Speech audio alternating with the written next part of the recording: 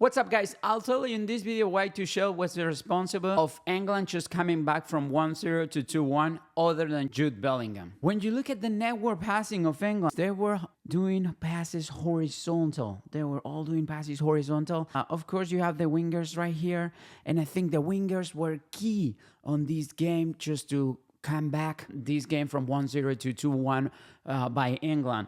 But one key point right here is, again, England was doing a lot of horizontal passes. Look at the network passing of Norway on the other hand.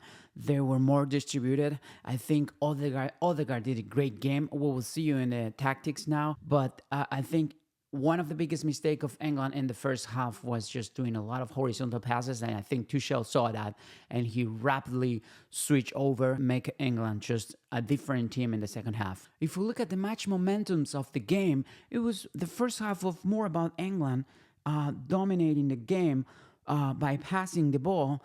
But again, it was more about like horizontal passes and really not pushing as much and not really being sharp at the final third or in the box or in the zone 14. On the other side, Norway was more sharp. They scored a goal and they were about to finish the first half 1-0. But at the very end, that final move by Jude Bellingham gave them the tie at the very end of the first half. And when you look at the second half right here, there was more a Norway second half rather than England second half, but I think Norway has the better passes and they were controlling the second half. But in this second half, England was more sharp than Norway, and I think that's because the substitutions Tuchel had in the halftime. And I will tell you why I think that was key for England just to come back. When you look at the extra time, I mean, because England scored at the very beginning of the extra time, there was more about Norway just trying to coming back from that 2-1 and try to tie the game, and that's why you're seeing more about Norway at the end of the last minutes of the extra time. And when you look at the general stats, like possession-wise and how many passes, you look at the England, they were having the ball more than Norway, 53%. They did more passes. They did more, almost 100 more accurate passes than England. But again, that's doing a lot of horizontal passes that were not really going deep or crosses that were hurting Norway defense. And when you look at the final third entries, there was a difference between England and Norway trying more on the final third. Look at this density, 69, the absolute number versus 49. More trying to go on the wings, as you could see right here. They were trying to go in the wings, and of course, just trying to find a cross and try to find Haaland. That didn't happen in the match. But again, I think England was more on the final third, just trying to find more chances right there. Again, when you look at the zone 14 of Norway, there was only 14 chances right there in the zone 14. England was again, it was more than Norway on that particular zone, more in the center, but also you will see more also on the wings.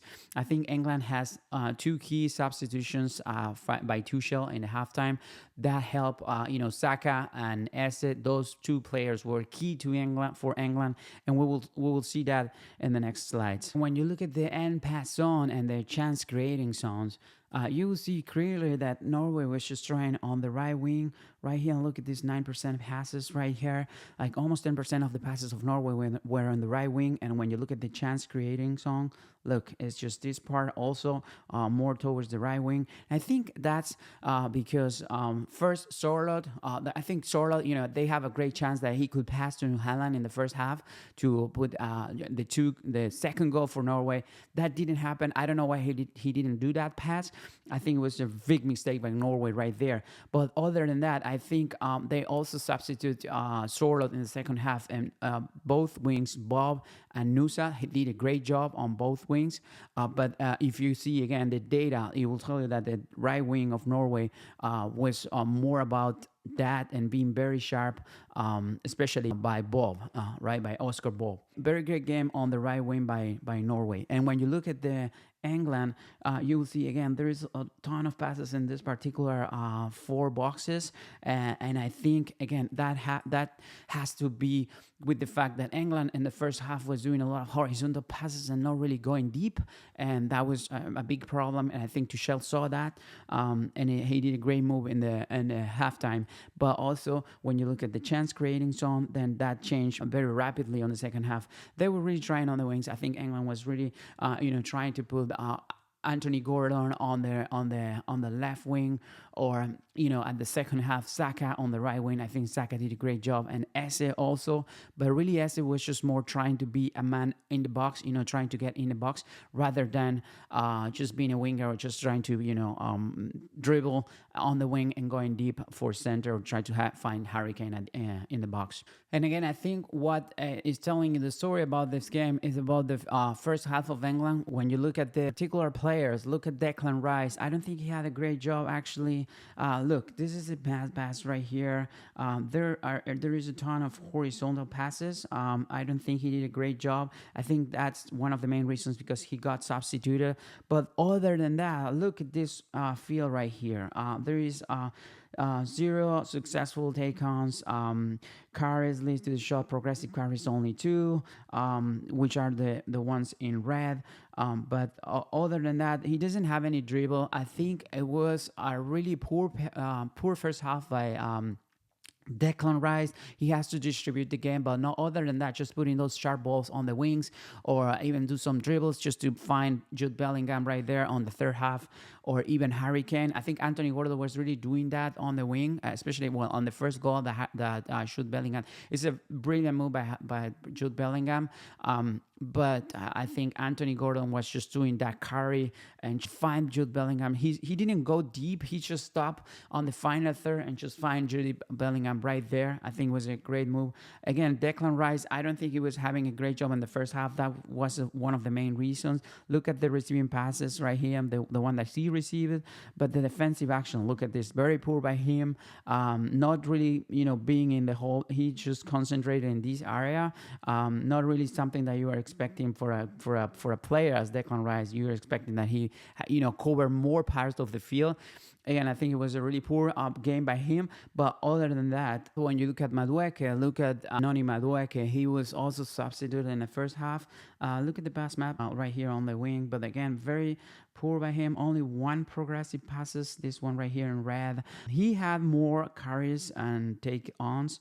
1 out of 3 successful takes-on. But look where he was. It was right here in his own field. He tried to do 2 more, but he was unsuccessful, which that's also telling you if you're expecting for a player just to get some dribbles or takes on the opposite field and he's not giving that, so you have to substitute, especially in this particular game when you have to win, you have to go for a semi-final. He was not giving that. Madueke was not giving that, and I think Tuchel really saw that one, and that's one of the reasons because he got substituted. And when you also look at the substitutions, really look at Eze. He really changed the destiny of the game as well. On my perspective, look at him. 1, 2, 3 successful takes on. He was giving more on the wing. He was also receiving passes right here.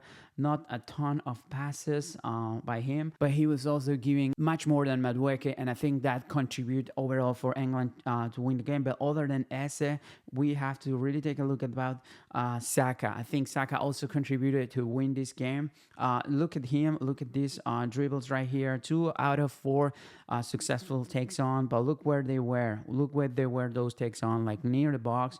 He really contributed. Of course, Jude Bellingham was the star of the game, right? But and also the goalkeeper of Norway, which have a big mistake, Nilan. He had like an awful mistake that Jude Bellingham, take advantage of in the second goal. That's what I'm talking about. But really, when you're talking about the game and what happened in the game, I think Tuchel saw that one and he actually used those players to create more danger, and that's why you see Saka on on the field, and look at his contribution. Well, he got the ball. Look where he got the ball. He got the ball at the very, at the final third, where you could see the Saka is very dangerous right there. If he receives the ball right there, he can contribute to do some dribbles or takes on and just get into the box and cross the box. And we can see that actually when you look at some images of the game, that was exactly what happened. Look at this image right here. Saka just receiving the ball. He's right here and just putting the ball right there and really making a cross. When you look at the second image of that one, see where the ball was. Probably Anthony Gordon right here. He didn't just reach the ball for just a few inches. But other than that, look at this one where he got the ball right here and he just make a dribble and go very deep on that particular play and just center the box. And again, that ball, there was just one, 2, 3 players by England right there that could get that ball. And I think, again, that was also something that contributes to England to win this game. Besides, again, the goals were made by Jude Bellingham and one mistake by Nyland, the goalkeeper. But other than that, I think you have to contribute to create those chances and just try to be there. And I think that's exactly what happened and what Tuchel saw, because England was awful in the first half, but they were much more, they created more chances, much more sharp than the first half. And I think, again, that was seen by Tuchel in the bench, and that helped a lot and contributed a lot to England to finally get this game